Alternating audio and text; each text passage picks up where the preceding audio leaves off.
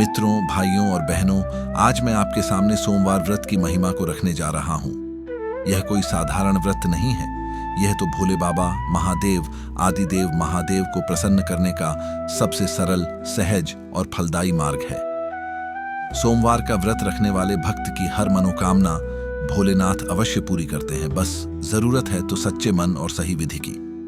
तो आइए, आज हम इसी पावन व्रत की संपूर्ण विधि, इसकी अद्भुत कथा और इससे मिलने वाले अनंत लाभों को जाने समझें। सबसे पहले बात करते हैं इस व्रत को करने की विधि की। सोमवार का व्रत दो प्रकार से रखा जा सकता है, एक 16 सोमवार और दूसरा प्रति सप्ताह सोमवार। जो भक्त पूरी श्रद्धा से 16 सोमवार तक लगातार इस व्रत को करते हैं, उन्हें अवश्य ही भगवान शंकर की कृपा प्राप्त होती है।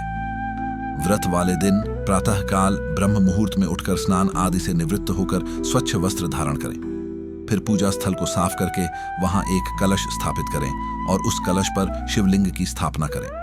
इसके बाद पंचामृत यानी दूध, दही, घी, शहद और शक्कर से शिवलिंग का अभिषेक करें। फिर गंगाजल, दूध, दही, घी, शहद और चंदन के जल से भी अभिषेक कर सकते हैं। अभिषेक के बाद शिवलिंग पर बेलपत्र, आक के फूल, धतूरे के फूल, भांग, चावल और सफेद कमल चढ़ाएं। ध्यान रहे, भगवान शिव को तुलसी नहीं चढ़ती है।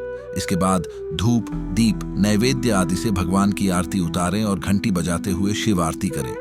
पूरे दिन उपवास रखें और शाम को फिर से भगवान की पूजा आरती के बाद ही फलाहार ग्रहण करें। जो भक्त पूरा उपवास नहीं रख सकते, वे फलाहारी व्रत भी रख सकते हैं। भोले बाबा तो भाव के भूखे हैं, अन्न के नहीं।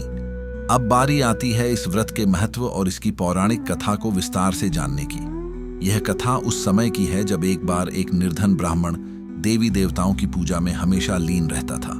वह बहुत गरीब था, लेकिन उसकी भगवान शिव में अटूट आस्था थी। हर सोमवार को वह पूरे विधि विधान से व्रत रखता और शिव मंदिर जाकर भगवान शंकर की पूजा अर्चना करता। एक बार की बात है, जब वह ब्राह्मण शिव मंदिर से लौट रहा था तो रास्ते में उसे एक सुंदर बगीचा दिखाई दिया। वहां एक साधु महाराज तपस्या में लीन थे। ब्राह्मण ने साधु महाराज के चरण स्पर्श किए और उनसे अपनी दरिद्रता के बारे में बात की। साधु महाराज ने उसकी श्रद्धा देखकर उसे सोमवार व्रत का महत्व समझाया और कहा कि हे ब्राह्मण, तुम नियमित रूप से सोमवार का व्रत करते हो। यह बहुत ही पुण्य का कार्य है, लेकिन तुम्हारे व्रत में एक दोष रह गया है, जिसके कारण तुम्हें इसका पूरा फल नहीं मिल पा रहा है। ब्राह्मण ने विनम्रता पूर्वक पूछा, हे गुरुदेव, कृपया करके मुझे बताएं कि मेरे व्रत में कौन सा दोष रह गया है। मैं उसे दूर करना चाहता हूं। तब साधु महाराज ने कहा, हे ब्राह्मण, सोमवार का व्रत करने के बाद व्रत का पारण यानी व्रत खोलना बहुत ही महत्वपूर्ण होता है। तुम व्रत के अगले दिन यानी मंगलवार को सूर्योदय के बाद व्रत खोलते हो। यही तुम्हारे व्रत का दोष है। सोमवार व्रत का पारण हमेशा सोमवार के दिन सूर्योदय के बाद और दोपहर के 12 बजे से पहले करना चाहिए। अगर किसी कारणवश ऐसा संभव न हो तो व्रत के अगले दिन यानी मंगलवार को सूर्योदय से पहले ही व्रत खोल देना चाहिए।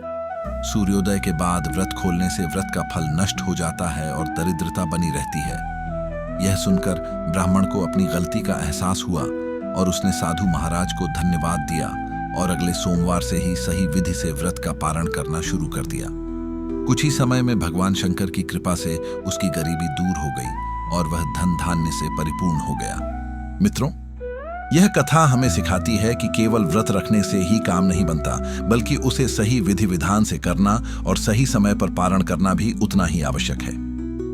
अब हम बात करते हैं व्रत के पारण यानी व्रत खोलने की सही विधि और सही समय की। जैसा कि कथा में आपने सुना, सोमवार व्रत का पारण सोमवार के दिन सूर्योदय के बाद और दोपहर के 12 बजे से पहले करना सर्वोत्तम माना गया है।